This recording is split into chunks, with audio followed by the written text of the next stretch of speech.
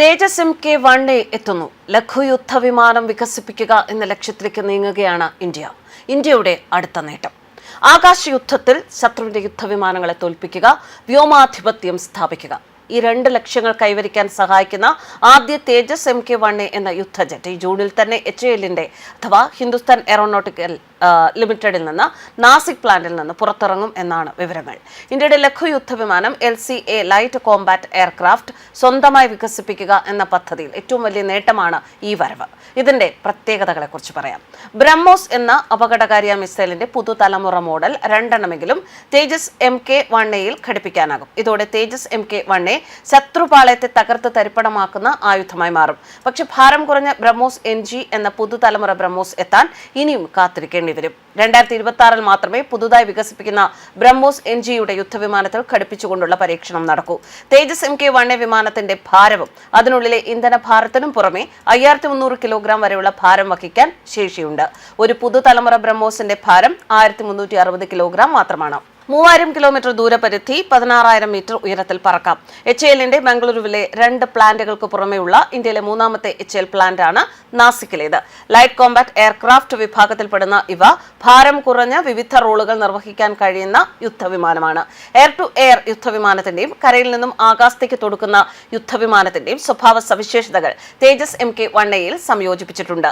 ആകാശത്ത് ശത്രുവിന്റെ യുദ്ധവിമാനങ്ങളുമായി കടിപിടി നടത്തി വിജയം വരിക്കാനുള്ള കഴിവ് തേജസ് MK-1A തിരിഞ്ഞും മറിഞ്ഞും വട്ടം ചുറ്റിയും പറക്കാനുള്ള കഴിവുണ്ട് ഇവയ്ക്ക്. 16000 മീറ്റർ വരെ ഉയരത്തിൽ പോയി ശത്രു വിമാനത്തെ അടിക്കാൻ സാധിക്കും. ഉയർന്ന ആന്തരിക ഇന്ധനശേഷിയുണ്ട്. അതുകൊണ്ട് തന്നെ 3000 കിലോമീറ്റർ വരെ ദൂരപരിധിയും. ഏകദേശം 83 തേജസ് MK-1A യുദ്ധവിമാനങ്ങൾ നിർമ്മിക്കാൻ 48,000 കോടി രൂപയുടെ കരാറാണ് HALന് നൽകിയിരുന്നത്.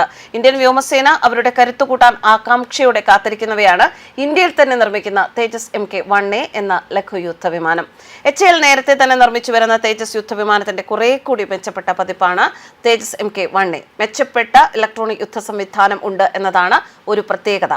അതുപോലെ തന്നെ മികച്ച ഇലക്ട്രോണിക് റഡാർ സംവിധാനമുണ്ട്.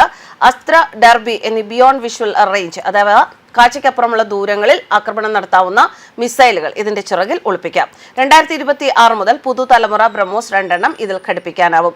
100 കിലോമീറ്ററിനകത്തുള്ള 50ഓളം ശത്രു ആയുധങ്ങളെ അഥവാ ശത്രുവിന്റെ ആക്രമണ നീക്കങ്ങളെ ഒരേ സമയം കണ്ടെത്താൻ ശേഷിയുള്ള ഇലക്ട്രോണിക് സംവിധാനം കൊണ്ട് സ്കാൻ ചെയ്യാൻ ശേഷിയുള്ള ഏറെ റഡാറാണ് ഈ യുദ്ധവിമാനത്തിന്റെ മൂക്കിന് തൊട്ട് താഴെ ഘടിപ്പിച്ചിരിക്കുന്നത്. വിമാനത്തിന്റെ പിന്നിൽ ഫ്യൂസലേജിന് പിന്നിൽ ഒരു ഹൈ ഫ്രീക്വൻസി ആന്റിന ഉണ്ട്. ഇതിലെ സിഗ്നൽ വിമാനത്തിന്റെ പാതയിൽ എന്തെങ്കിലും തടസ്സമുണ്ടോ എന്ന് നിരീക്ഷിക്കും. കൂട്ടിയിടി ഒഴിവാക്കി പറക്കാൻ ഇത് സഹായകരമാകും.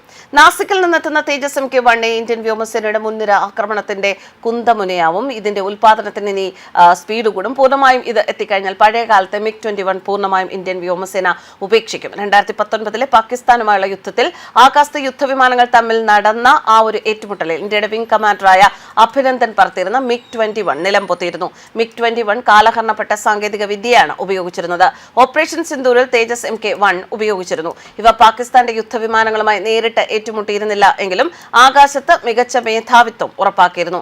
തേജസ് MK-1Aയുടെ തൊട്ടു മുൻപത്തെ പതിപ്പായ തേജസ് MK-1 എന്ന യുദ്ധവിമാനങ്ങൾ 38 എണ്ണത്തോളം ഇപ്പോൾ ഇന്ത്യയുടെ കൈവശമുണ്ട്.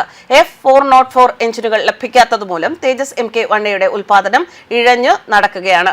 US-ലെ ജനറൽ ഇലക്ട്രിക് എയറോസ്പേസ് ആണ് ഇത് നൽകേണ്ടിയിരുന്നത്. ഇത് ലഭിക്കാത്തതിനാൽ 2024 മാർച്ച് 31 എത്തേണ്ട തേജസ് MK-1Aയുടെ വരവ് നീണ്ടുപോയി. നാസിക്കിലെ HALന് 8 തേജസ് MK-1A ഒരു വർഷം നിർമ്മിക്കാനാവും. ബംഗളൂരുവിലെ HAL ഫാക്ടറിയുടെ സഹായം കൂടി കിട്ടിയാൽ വർഷത്തിൽ 16 മുതൽ 24 വരെ ആധുനിക തേജസ് ജെറ്റുകൾ വ്യോമസേനയ്ക്ക് ലഭിക്കും. എന്തായാലും ആധുനിക കാലത്തെ യുദ്ധവിമാനം നിർമ്മിക്കാൻ ഇന്ത്യക്കാവും എന്നതിന്റെ ഒരു സൂചന കൂടിയാണ് നാസിക്കിൽ നിന്ന് വരുന്ന ഈ വാർത്ത. News desk കർമ്മസ്.